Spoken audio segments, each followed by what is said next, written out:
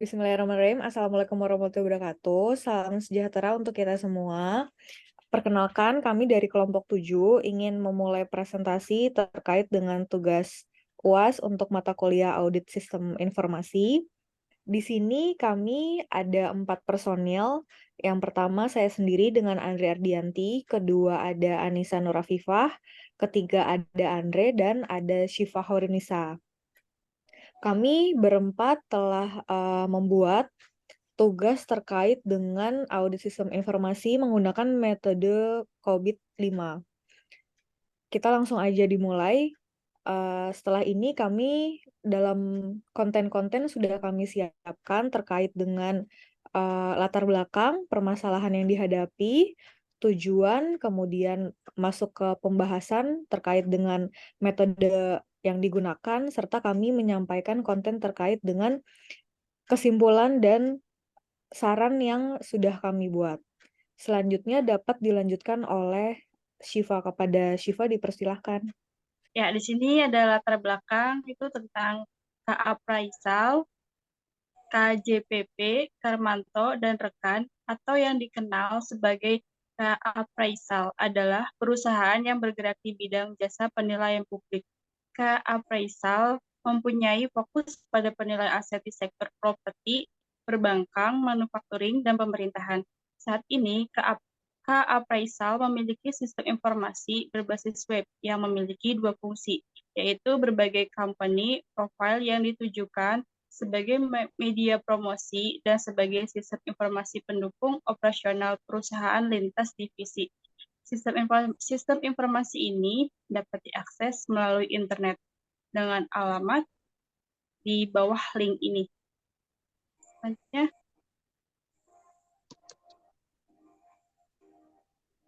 selanjutnya ada tentang dari KA Praisal, itu KJJP Karmanto dan rekan didirikan pada tahun 2005 sebagai kantor jasa penilaian publik dari Kementerian Keuangan.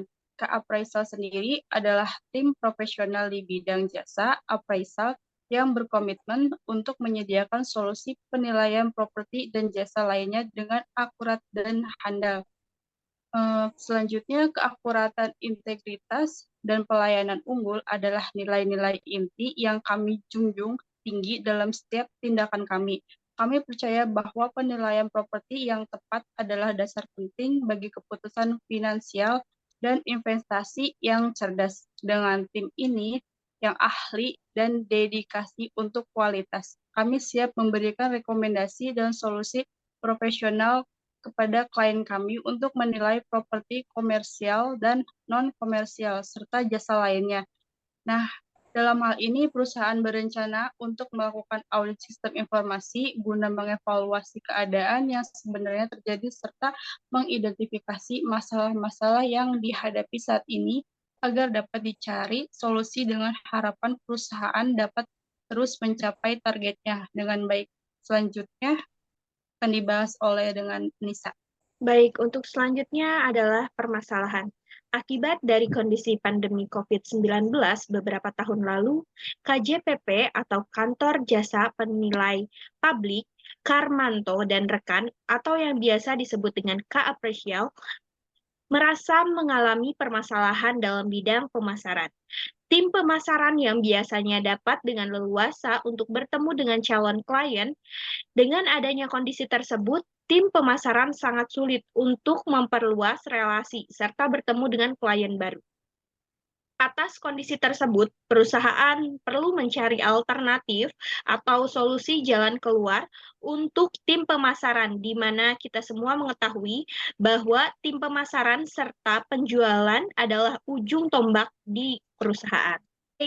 Permasalahan selanjutnya yaitu saat ini KA Praisal telah memperbaharui website serta sosial media yang lain yaitu Facebook, Twitter, Instagram, sampai dengan TikTok. Dengan adanya hal tersebut, KA Praisal beranggapan perlu adanya pengelolaan lebih lanjut mengingat hal ini menjadi sangat penting bagi masa depan perusahaan. Saat ini telah terbukti dengan adanya pengelolaan yang baik atas sosial media yang berjalan banyak, manfaat yang telah diterima. Banyak klien yang bermunculan karena dengan campaign dari perusahaan dengan menggunakan sosial media. Tujuannya yaitu yang pertama memastikan campaign yang dibuat sudah tepat sasaran. Yang kedua, mengidentifikasi masalah yang dihadapi. Yang ketiga, mengevaluasi hasil dari campaign. Selanjutnya dilanjutkan oleh Kak Andri. Oke, baik. Ini kita udah mulai masuk pada poin domain yang kami pilih untuk melakukan asesmen dalam penilaian ini.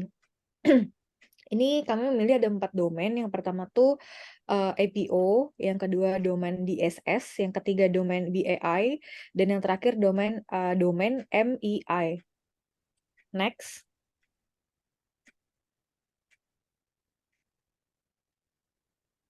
Ini adalah hasil dari penilaian ketercapaian.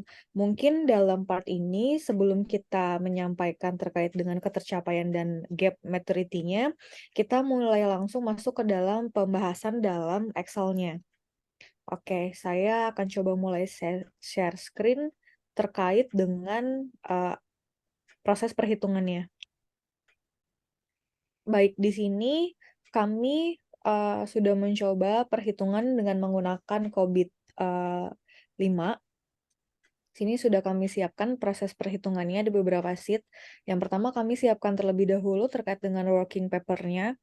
Di sini kami bagi. Jadi pada tahap kita perhitungan untuk menghitung koresponden dalam sheet-nya kami sudah sediakan narasumbernya serta jabatannya. Kami juga telah mendeskripsikan terkait dengan tingkatan dari poin 1 sampai 5. Setelah itu kami membuat rating. Di sini ratingnya kita bagi menjadi 4. Yang pertama ada not achieve, itu pada presentasi dari 0 sampai 15%. Kemudian ada P, itu partially achieve, itu di persentase 15 sampai 50%. L itu ada largely achieve, itu dari 50% sampai 85%. Kemudian terakhir ada F, yaitu fully achieve, itu dari 85% sampai 100%. Dan di sini kami juga telah menjabarkan pengertian dari masing-masing rating tersebut. Kemudian di sini kami telah siapkan kuesionernya. Di sini kami memilih 4 domain seperti yang telah tadi kita sampaikan. Di masing-masing domain kita breakdown lagi menjadi beberapa poin. Di sini totally ada 22 poin, yang dimana masing-masing domainnya berbeda-beda. Poin-poinnya sudah kami siapkan semuanya. Itu sudah kami siapkan mengikuti dengan kebutuhan dari perusahaan tersebut. Kami juga sudah rekap dari hasil kuesionernya. Ini hasil rekapan kami. Totally di sini kami menggunakan 10 koresponden. Di sini sudah kami rekap semuanya. Oke. Kemudian kita masuk ke tahap perhitungan pada domain pertama, yaitu APO 02. Di sini proses perhitungannya dengan cara kita merekap hasil dari 10 korespondensi tadi, kita langsung masukkan. Jadi hasil dari koresponden tadi yang poinnya 3, kita hitung di sini, makanya ini langsung kita cantumkan 4R, 6R, dan harusnya total dari semua ini adalah 10 sesuai dengan jumlah koresponden yang sudah kita input. Di sini kita langsung melakukan penilaiannya. Penilaiannya itu per masing-masing domain. Ini sudah ada penjabarannya dari IPO 0201, 02, 03, 04, 05. Sesuai dengan breakdown per masing-masing domain. Prosesnya adalah di sini perhitungannya itu adalah dari ini 3, skornya 3 dikalikan dengan 4. 4 itu adalah hasil jumlah dari respondennya, kemudian 4 dikalikan dengan 6. Kemudian kita jumlah, bertemu hasil 36. Terus ini indeksnya juga 36. Kenapa? Karena di sini poinnya hanya 1. Jadi kalau misalnya ini poinnya ada di manage strategi ini ada 2 poin, berarti harusnya 36 ini kita bagi 2 lagi ya. Dan seterusnya. Karena ini cuma 1, jadi kita bisa menuliskan langsung ini 36. Kemudian di sini ada nilai WP aktualnya sesuai dengan rumus WP aktual dalam domain ini adalah 15%. Dengan nilai WP standarnya dalam domain ini adalah 12. Setelah itu langsung proses pengkaliannya adalah 15% dibagi 12, kemudian kita kali dari indeks kuesionernya. Dan bertemulah angka 0,45 pada IPO 02.01. Seterusnya, kita menghitung dengan rumus yang sama pada masing-masing breakdown domain dalam IPO. Ini ketemu dari 0,4, 0,45, 0,43, 0,49, 0,46, 0,49. Ini ada 5 sesuai dengan breakdown dari masing-masing domain. Kemudian kita recap. Di sini totalnya itu totally ada 185. Total dari jumlah ini adalah jumlah dari nilai kuesioner yang sudah tadi kita rekap di atas. Jadi harusnya ini semua sama dengan total keseluruhan di 185. Ini 37. Ini berasal dari 185 dibagi 5, dibagi dengan masing-masing breakdown dari domainnya. Kemudian ketemu maturity index-nya di 0,46. Hasil keseluruhan dari poin ini adalah jumlah dari masing-masing maturity index dalam masing-masing domain. Ini kita jumlah dan kita bagi. Sebenarnya ini sama aja sama proses ini, cuma beda proses metode perhitungannya aja. Jadi harusnya semua rumus ini sama ketemunya di 0,46. Dari sini kita bisa menyimpulkan bahwa maturity index pada level domain IPO 02 itu di 0,46. Kemudian kita masuk kepada domain selanjutnya. Ini domain yang kedua. Ini sudah kita rekap sama seperti yang tadi. Proses perhitungannya pun sama. Yang berbeda hanyalah dari nilai WP standarnya. Di sini nilai WP standarnya itu adalah 7. Proses yang lain kita juga sudah sama. Ini ketemunya itu kesimpulannya di level domain BAI 08 itu di 0,81. Kemudian di domain yang keempat, ini juga sama prosesnya, hasil recapnya, dan ini WP standarnya adalah 10. Totally kesimpulannya maturity level domain di SS03-nya adalah 0,61. Dan domain terakhir, ini sudah kita recap. Ini yang lebih banyak sejauh ini ada 8 poin dari masing-masing breakdown domain. Nilai WP standarnya adalah 8. Dengan kesimpulan maturity level domainnya pada MEA 02 itu di 1,17. Kemudian proses asesmennya yang terakhir adalah kita merecap. Di sini kita menghitung maturity level. Jadi maturity index dari masing-masing domain kita kumpulkan menjadi 1, lalu kita jumlah. Hal yang sama juga dengan maturity level. Kita hitung satu persatu lalu kita jumlah. Di sini akan bertemu nilai rata-rata. Nilai rata-rata maturity index-nya dan nilai rata-rata dari maturity level-nya. Di sini nilai rata-rata maturity index-nya bertemu di angka 3,62 dan nilai rata-rata maturity level-nya bertemu di angka 0,76. Langsung kita masuk kepada tahap assessment di proses ketercapaian. Di sini kita bisa lihat ini adalah 0,46 karena di sini hasilnya adalah dari rating atau persentase, jadi kita kalikan 100. Jadi bisa disimpulkan ini kita proses ketercapaiannya di 46,25. Di sini kita masuk ke dalam ketercapaiannya itu di poin P ya, dengan deskripsi partially achieved.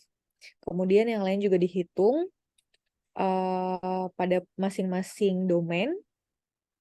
Di sini yang masuk ke ASIF adalah yang fully ASIF hanya pada domain MEA 02 yaitu Monitor Internal Control.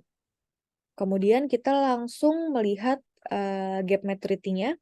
Gap maturity-nya di sini setelah, ini kan target levelnya kita masing-masing di 1 ya. 1 itu maksudnya 100% kalau di sini.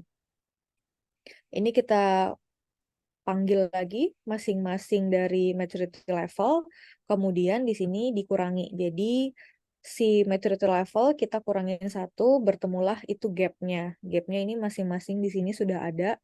Kesimpulannya adalah gap yang paling tertinggi itu ada di EPO 02 yang masuknya di sini deskripsinya partially ASIF dengan gap maturity-nya tuh di 0,54 atau bisa dibilang 54% dengan ketercapaian hanya 46%. Dan di sini kita langsung membuat grafik radar analisisnya dengan bentuk seperti ini. Sebenarnya ini adalah yang masih sederhana karena kita hanya menggunakan 10 korespondensi dan kita hanya menggunakan 4 domain sesuai dengan kebutuhan dari perusahaan. Oke, demikian pemaparan terkait dengan proses perhitungan dalam domain menggunakan COVID-5 pada studi kasus perusahaan ini. Kemudian kita bisa lanjut ke dalam slide PowerPoint. Seperti yang sebelumnya telah disampaikan dalam perhitungan, kami sudah merecap jika domain dari 4 domain kita sudah menentukan domain mana yang deskripsi nilai ketercapaiannya itu adalah paling besar. Di sini kita bisa lihat yang paling besar jelas itu pada domain MEA 02 dengan angka 117, dia fully ASIF malah lebih banyak dari target ketercapaian yaitu di lebih besar 17%.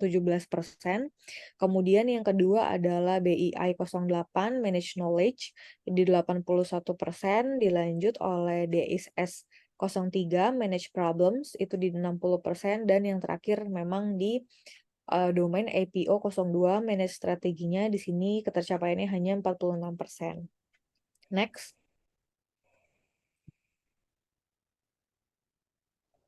Ini seperti yang disampaikan juga sebelumnya, kami menceritakan terkait dengan gap analisisnya. Di sini gap analisis yang paling besar, yang pasti memang pada EPO 02 di 54%. Oke, demikian perhitungan dari COVID-5.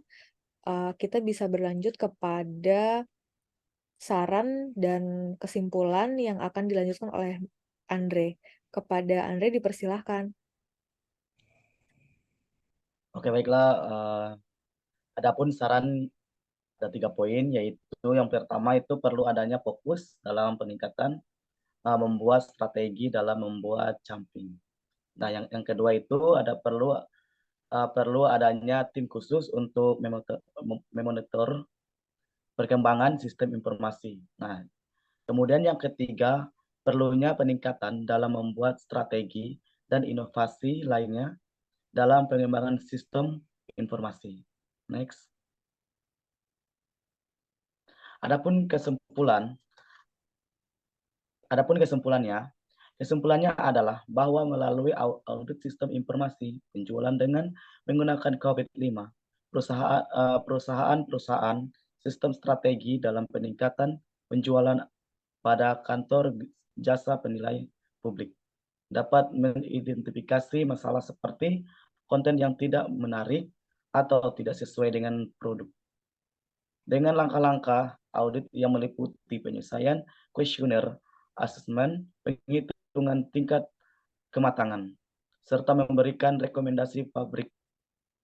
Diharapkan hasil audit ini akan memperbaiki dan meningkatkan informasi penjualan serta tata kelola teknologi informasi yang baik, dan dapat meningkatkan efektivitas dan efisien pemasaran digital marketing pada aplikasi mereka. Dengan demikian, diharapkan sistem pemasaran perusahaan akan mengalami peningkatan yang signifikan, menciptakan fondasi yang kokoh untuk keberhasilan masa depan. Itulah dari kesimpulan dan saran. Terima kasih. Saya serahkan pada motivator. Demikian yang dapat kami sampaikan. Kami di sini berusaha untuk membuat asesmen dengan sebaik mungkin dan sudah kami pilih domain-domain serta breakdown dari domain-domain tersebut. Mudah-mudahan dapat diterima dengan baik. Kurang lebihnya kami mohon maaf. Wassalamualaikum warahmatullahi wabarakatuh. Terima kasih.